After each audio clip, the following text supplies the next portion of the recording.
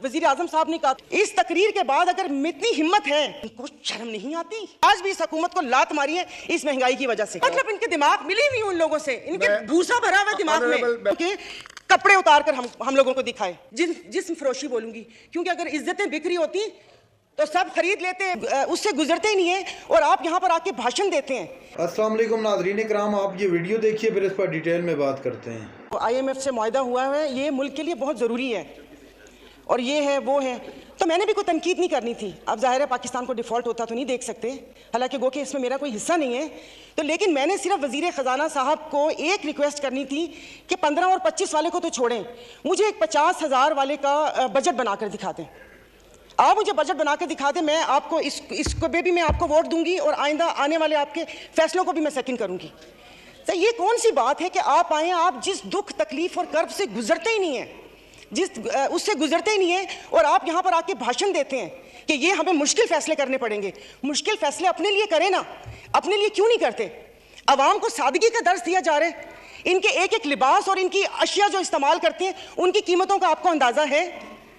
Daily एक photo shoot आता था, 15 लाख रुपए का कोट, 10 लाख का जूता, 15 लाख का स्कार्फ। ये एक पाकिस्तान जो डिफॉल्ट हो रहा है, वेंटिलेटर पर है, उसकी आवाम को ये मजाक, एक तस्वीर ट्विटर पर डेली शेयर होती थी। मुझे सिर्फ एक 50,000 वाले के जीने का हक छीन लिया है उन लोगों से। आप मुझे बताएं कि ये पेट्रोल के लिए यहीं पर ही थे। मेरी एक और आपसे रिक्वेस्ट है कि कोई ऐसा रूल है कि जो हुकूमत है वो यहीं बैठी रहे और अपोजिशन के वो बेंच हो जाए, क्योंकि मेरे ख्याल में इन बेंचेस में, इन चेयर्स में कोई प्रॉब्लम है कि यहाँ पर बैठने वाला बोलता है और वहाँ पर जाकर सुम्मुन बुकमुन उम्यून बन जाते हैं ये लोग, इनकी जुबान नहीं चलती। और यही जब मैं वहाँ पर बैठ के हुकूमत पर तनकीद करती थी तो यहाँ पर सब बैठे डेस्क बजाते थे। आज जब मैं यहाँ पर खड़ी होकर हुकूमत पर तनकीद करती हूँ तो उन सबको प्रॉब्लम होता है। तो जनाब स्पीकर, इन्होंने तो यहाँ तकरीर कर दी, इस तकरीर के बाद अगर इतनी हिम्मत है, कल मैं एक ग्रोसरी शॉप तक गई थी, वो भी कोई F6 नहीं गई थी, यहाँ कोई चाइना मार्केट के पीछे कोई दुकान है, वहां पर जाकर आप लोगों की तकलीफ, उनकी आंखों से उनका अंदाजा लगा ले।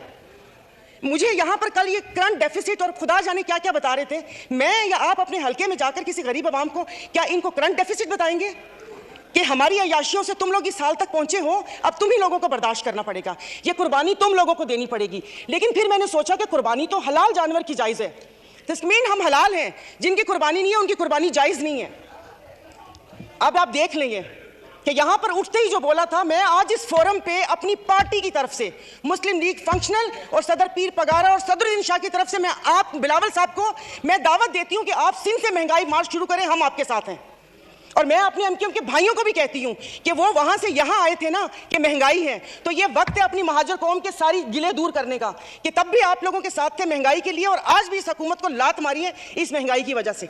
लेकिन हम यहाँ पर बैठ के सिर्फ बातें करेंगे। यहाँ पर मेरी कुछ मेंबरान से बात हुई है, नाम नहीं लूंगी मैं। एक से मैंने कहा कि कल तुम डेस्क तो ना बजाते, सुन ली थी तकरीर, कहता गरीब पैदा क्यों होता है, गरीब का कसूर है। इधर किसी ने मुझे बोला कि मुसलमान को सब्र और शुक्र का दर्स दिया गया है, सब्र शुक्र करें, पूरी दुनिया में महंगाई है। मैं टिम हॉर्टन्स और क्या कहते हैं PSL का मैच देखने वाले और कराची 2 दरिया में खाने वालों की बात नहीं कर रही, मैं उसकी बात कर रही हूँ जिसके 5-5 बच्चे और एक बाइक है, वो पेट्रोल भरवाएगा, दवाई लेगा या क्या करेगा। इन्होंने यहाँ पर वो कहते हैं कि शहद में घोल घोल के यहाँ पर सारा ये बजट बता दिया। मैं वैसे लिखा हुआ पढ़ नहीं सकती इसलिए कि उसमें जज्बात नहीं होते, वो रीडिंग होती है। जैसे कल परसों ये वजीर खजाना साका साहब ने आके बिना जज्बात के यहाँ पर आकर कागज पढ़ के और ये जा और वो जा, दूसरे के ऊपर, और पीछे यहाँ पर बैठे हुए सारे पीछे डेस्क पे जा रहे थे कि उसने वो कर दिया, क्योंकि इनकी तो दुकान चल रही है। मैं उस दिन नहीं थी, मैं उनको खराज तहसीन पेश करती हूँ मुफ्ती अब्दुल शकूर को कि जिन्होंने एटलीस्ट इन 2 वजारतों के कपड़े उतार कर हम लोगों को दिखाए। ये ऐसे नहीं होगा। मुझे बताएं कि वो अवाम ही नहीं रहेंगी तो आप लोग हुकूमत किस पे करेंगे। और बिजली की बात कर रहे हैं तो आप मुझे बताएं कि IPPs के मुआहदे किसने किए थे। IPPs के मुआहदे तो इन्होंने किए। स्पीकर साहब, आपकी तवज्जो चाहूंगी, कल उन्होंने कहा कि हुकूमत जैसे ही संभलने वाली थी तो सैलाब आ गया। तो जनाब स्पीकर मुझे माफ़ कर दीजिए, जिस वक्त सैलाब आया तो उस वक्त तो हम अपनी जिंदा दिली का सबूत दे रहे थे।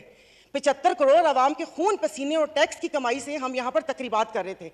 और मज़े की बात है, प्लीज़, मतलब मैं बहुत आराम से बात कर रही हूँ, कोई तंज नहीं करूँगी, कि अभी आइन की तकरीबात का आगाज़ हुआ है। क्या आइन के आर्टिकल 3 आई थिंक 27 या 35, 36 आगे, क्या उस पर यह रियासत पूरा उतरती है? क्या हमारी जानो माल की हिफाजत है यहाँ पर? हमें बुनियादी सहूलतें मुयस्सर हैं यहाँ पर?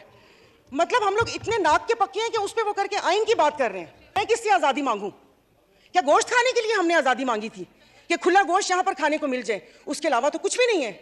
और मुझे माफ़ कर दीजिएगा कि उस कश्मीर वाले दिन में यहाँ पर ना वज़ीर आज़म थे, ना वज़ीर ख़ारजा थे, ना दिफा मिनिस्टर थे, और ये यहाँ पर कश्मीर का वो हो रहा था। और जो मोदी की कहानी सुना रहे थे, मुझे तो एक सेकंड के लिए, मैं तो उस वक्त आई थी, मैं समझी कि आप शायद यहाँ के हालात सुना रहे हैं। मुल्क को पता नहीं आप लोगों ने कहाँ से कहाँ पहुँचा दिया। जनाब स्पीकर, अभी वज़ीर आज़म साहब ने कहा था कि ये जो थर कोल है ये गेम चेंजर होगा, उसके ऊपर तो टैक्स लगा दिया। वो क्या गेम चेंजर होगा? 2 हफ्ते पहले, 1 हफ्ते में 4 खुदकुशी हुई है। और मैं इस ऐवान के सामने कहती हूँ कि ठीक है, मेरे हस्बैंड वेल ऑफ हैं, बट मैं एक मिडिल क्लास फैमिली से हूँ। मेरे भाई ने परसों मुझे मैसेज किया और उसने बोला कि दुआ करो कि मैं मर जाऊं। और वो सिर्फ एक मेरा भाई नहीं है, मैं पूरे अपने जो भाई जिनका राब्ता मुझसे नहीं है, मैं उनकी मैं बात कर रही हूँ। जब स्पीकर कल मैं गई थी, वो जिस बंदे ने 4 टमाटर और 4 आलू लेकर 400 उसके पास नहीं थे, उसने पर्स निकाला, मैं शर्म से गड़ के मर गई। 272 लीटर पेट्रोल आप लोगों ने मुश्किल करनी है तो आप V8 और बड़ी बड़ी ग्रैंड क्रूजर को 500 लीटर पेट्रोल देना। गरीब को आप नहीं वो करें। दवाइयां तो वो दवाई नहीं मिलती। सरकारी अस्पताल का आपने हाल देख लिया। मैं प्लीज आप मार दें, आप प्लीज मार दें।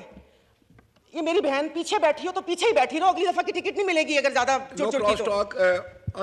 मतलब इनके दिमाग मिले नहीं उन लोगों से, इनके भूसा भरा हुआ दिमाग में तो चली जाएगी यहाँ से। तो हम बदमाशियों को मार देना कि इस मुश्किल हालात में भी जीने की ख्वाहिश रखते हैं, ये बदमाशी नहीं है तो और क्या है? इज्जतें नीलाम हो। अभी तो पहले किसी ने मुझे कहा कि आगे क्या होगा, बच्चे तो बिकते थे, इज्जतें भी नीलाम होती थी। आई एम सॉरी, भले आप एक्सपेंस कर दीजिएगा अल्फाज, पहले ढके छुपे होती थी, अब खुलेआम होंगी। और मैं इज्जत नहीं बोलूंगी, जिस्म फरोशी बोलूंगी, क्योंकि अगर इज्जतें बिक रही होती तो सब खरीद लेते, फिर बिल लाने की जरूरत ना पड़ती कि इज्जत दो हमें। सब यहाँ पर बैठे हुए इज्जतें खरीद लेते अगर इज्जत बिक रही होती। तो आप मुझे बताएं कि कोई लाए अमल दे दें कि अगले 5 साल तक ये मुश्किल हालात बर्दाश्त कर लो या 10 साल तक बर्दाश्त कर लो, तो फिर भी तसल्ली हो कि ठीक है मैं नहीं रही तो ठीक है, मेरे बच्चे उसमें रहेंगे। नाज़रीन कराम, आपने वीडियो देखी। सायरा बानो ने हुकूमत को आड़े हाथों ले लिया और कहा कि महंगाई का जो तूफ़ान आया है, ये तूफ़ान अब थमने का नाम नहीं ले रहा है, मुल्क डिफ़ॉल्ट के दाने पे खड़ा है। लेकिन अगर आप इन लोगों ने अपनी शहाना लाइफ गुजारनी हो या फ़ोटो शूट करना हो तो उसके लिए ये लाखों रुपए के कपड़े और जूते ख़रीदते हैं। नाज़रीन इकराम, शहबाज शरीफ को मज़ीद सुनाते हुए कहा कि इस तरह चलेगी हुकूमत, अगर इस तरह हुकूमत चलानी थी तो इस तरह तो कोई भी चला सकता था। आपको जितनी भी आप कोशिश कर लें, आप इस मुल्क की आवाम को अपना नहीं बना सकते उस वक्त तक जब तक आप उनकी जो बेसिक नीड्स हैं उनको पूरा नहीं कर लेते। नाज़रीन इकराम, सायरा बानो का मज़ीद कहना था कि इस बेकारी ने इस मुल्क का बेड़ा गर्क कर दिया और सत्या नाश कर दिया। अगर यही हालात रहे, इसी तरह अगर मुल्क आगे चलाने की कोशिश की तो खुदा न खास्ता मुल्क डिफ़ॉल्ट कर जाएगा और फिर ये लोग फिरेंगे जगह जगह और कहेंगे कि हमें चाहिए मुल्क को बचाने के लिए IMF की कड़ी शराइत इन्होंने मानी और जो अवाम पर टैक्सों का बोझ लगाया, बिजली के बिलों का बोझ, अवाम पर जो टैक्सेस लगाए बिजली के बिलों की मद में, अवाम उठ नहीं सकती, यकीन मानिएगा। नाज़रीन इकराम, ये थी आज की हमारी वीडियो। चैनल पर जो नए चैनल को सब्सक्राइब कर लें। अगली वीडियो तक अल्लाह हाफ़िज़।